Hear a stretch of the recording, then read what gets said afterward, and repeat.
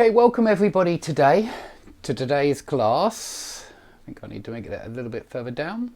Okay, I hope you can see all the board. It always seems to change. I get it all set up and then when I start the class it seems to be in a different position.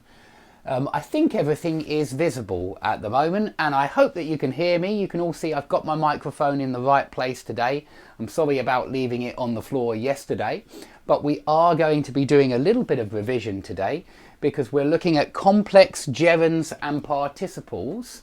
Now we looked at complex 2+ infinitives yesterday and I want you to understand that with complex 2+ infinitives it's actually more important that you remember the difference between ordinary simple infinitive and continuous infinitive and perfect infinitive and perfect continuous infinitive, because with these ones there's a greater difference in meaning. With the gerunds and participles there's very often no difference in meaning. There's no difference between using the simple doing and the perfect having done. Very often there is no difference. It just sounds quite nice to use the perfect when you can, and so it's a way of making your language more interesting. However, I want to make it really clear that it's more important for the 2+ infinitives. So please get down this list of verbs. If you didn't see it yesterday or if the quality of the video wasn't good enough, here's another chance to get it down. Seem, claim, believe, expect, promise, hope, need, pretend, appear. With these verbs, it is really easy for me to think of examples in all 4 aspects.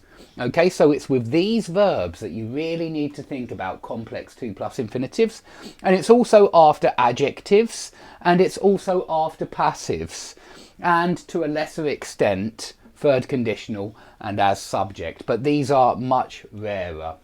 It's the first 3 things that you really want to focus on. But and also please remember would like, would love, would hate, would prefer, they also use these complex infinitives. Okay, so please remember those verbs. That's the main time you want to use those complex infinitive forms. With gerunds and participles it's different. So it's not so important. But firstly, you can see these forms and notice one important thing here, that there is no continuous form. It's the same as the simple. It's doing and it's doing.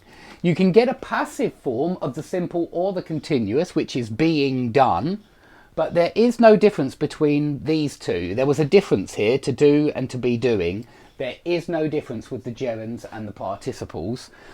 But there is a perfect gerund, having done, and a perfect gerund that's passive, having been done, and there is a having been doing. However, this is so rare that I don't even think it's worth learning.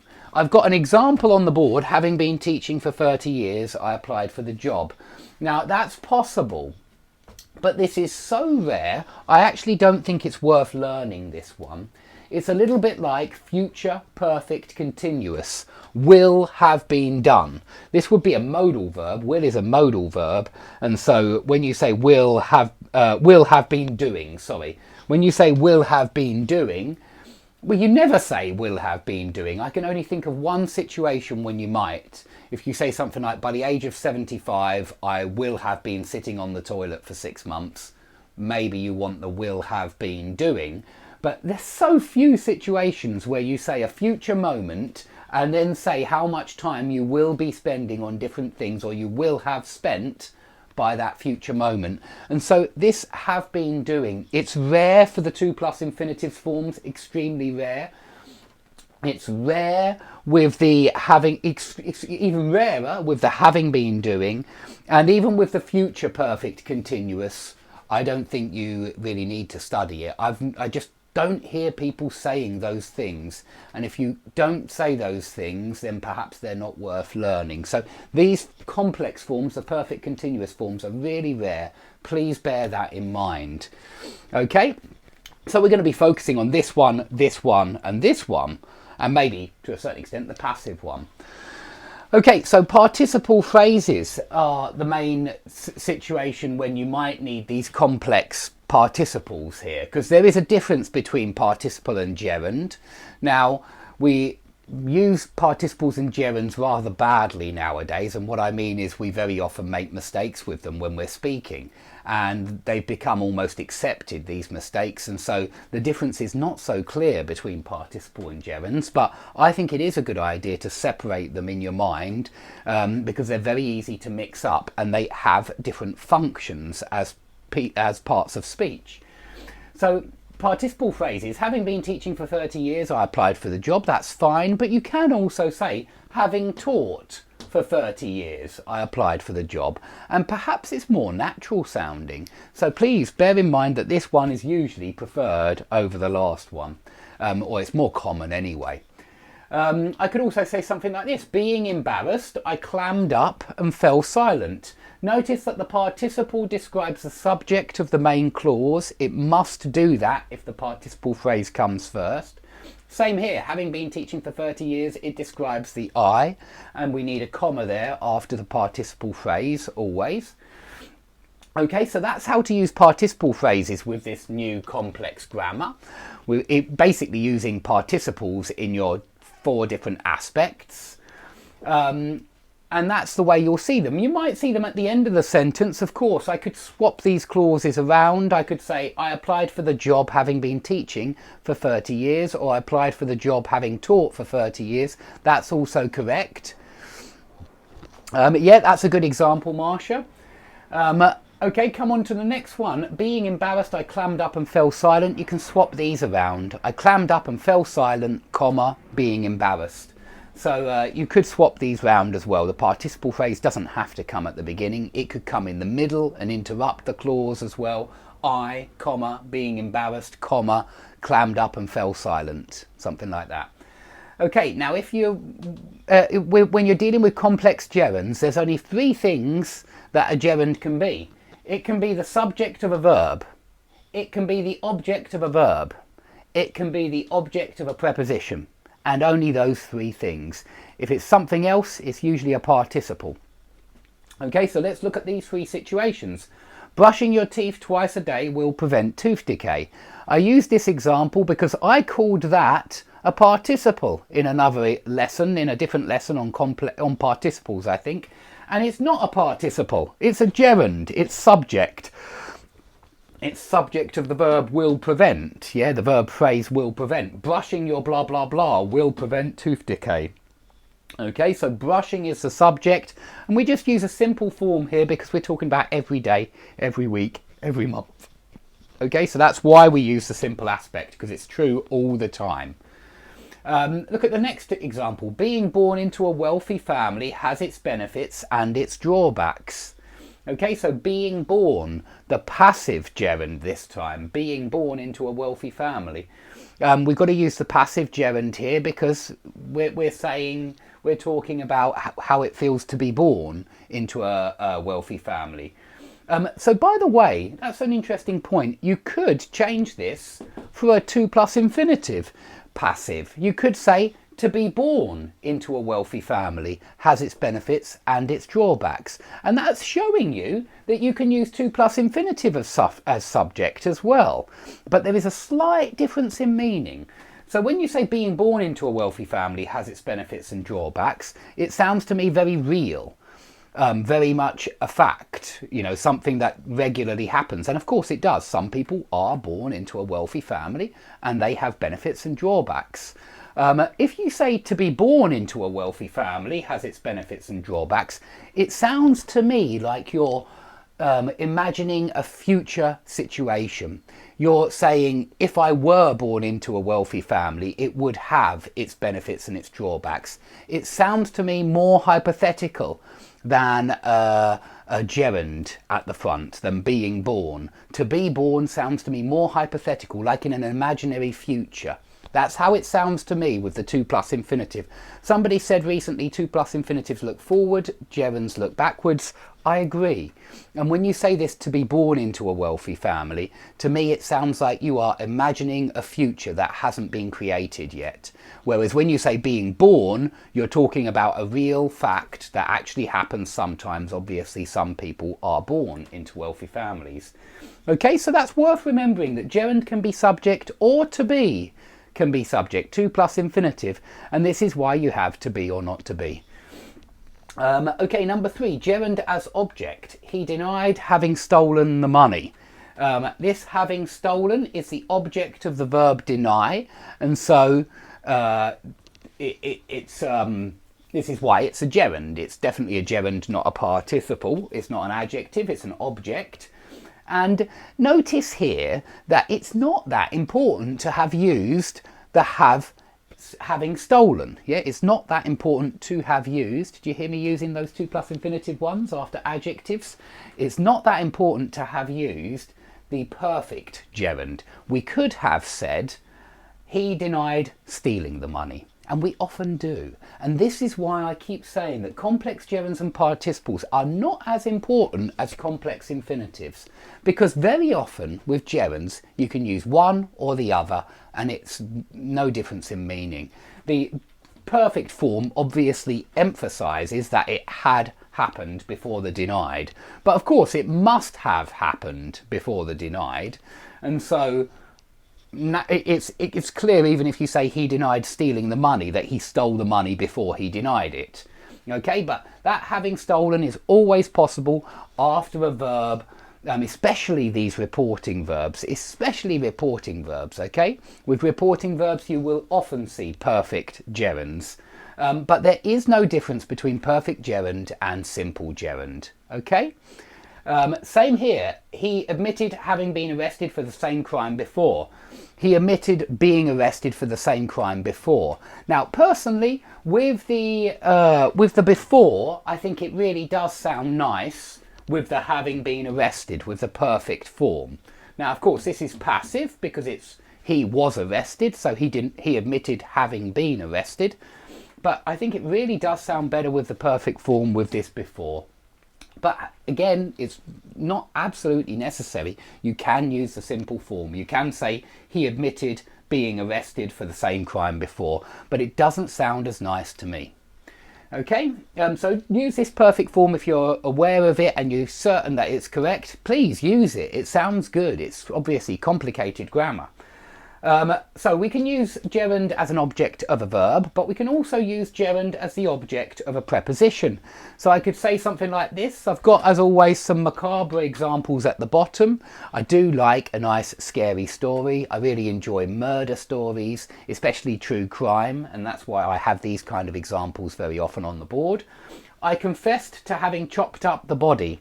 Now, to is our preposition. Having chopped is our perfect gerund.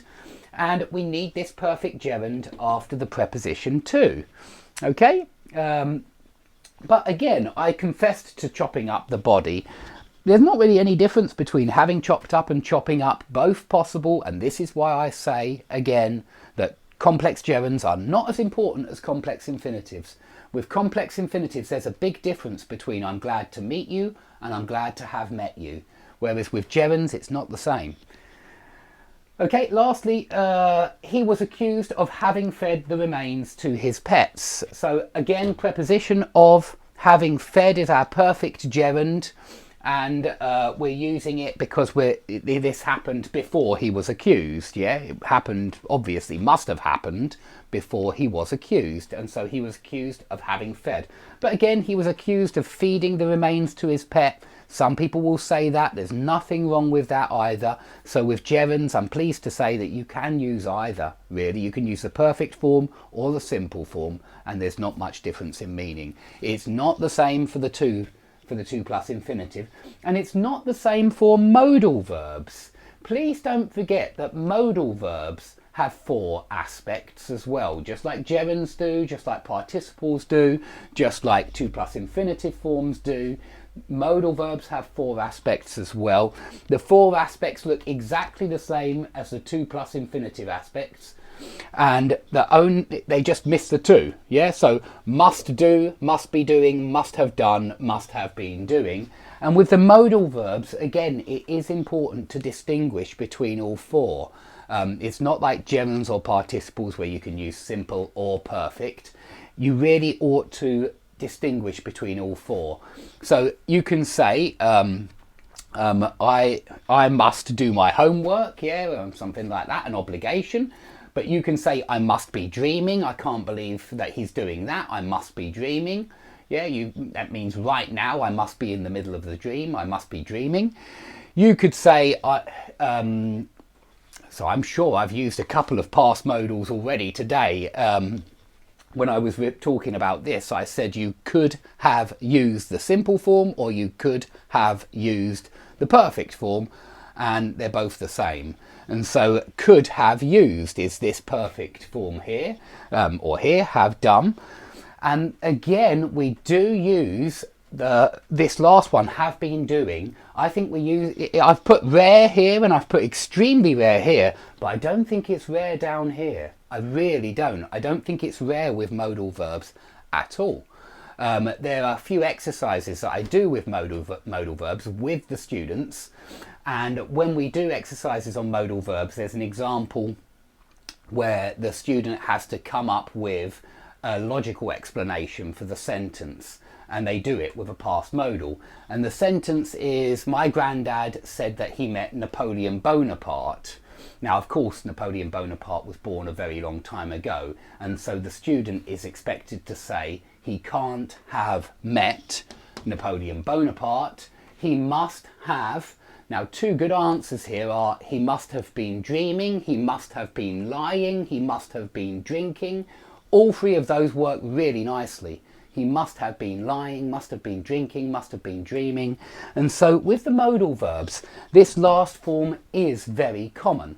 With the 2+ infinitives, it's quite rare. And with the gerunds, it's very rare. I'm not even sure it's worth learning, but I've put it on the board just because you might, maybe, one day come across having been doing. But I don't see it very often, and just even thinking of an example is difficult with having been doing.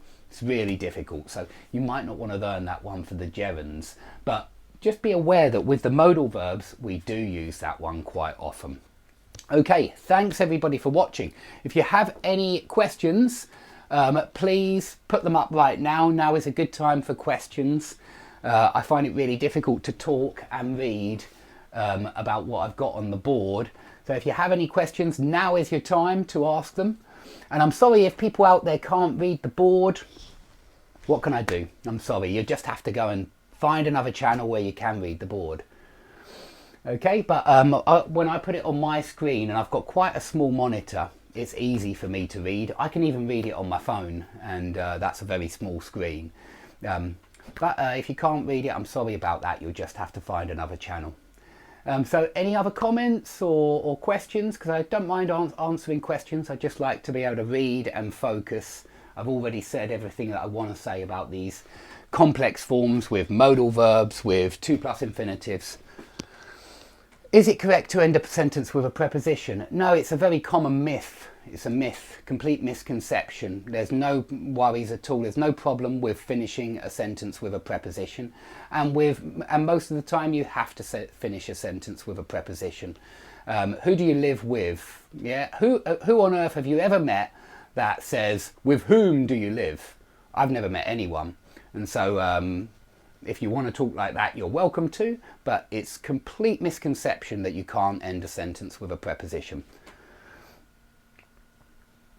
Yeah, good point, Marcia. If you do want to make the board bigger, that will help you read it. A lot of people complain that they can't read the board, so maybe clicking on the little button and making it bigger will help. Any other questions at all? Okay, if there are no other questions, I'll say goodbye. I don't have to rush today, so I was happy to wait around for a few other questions.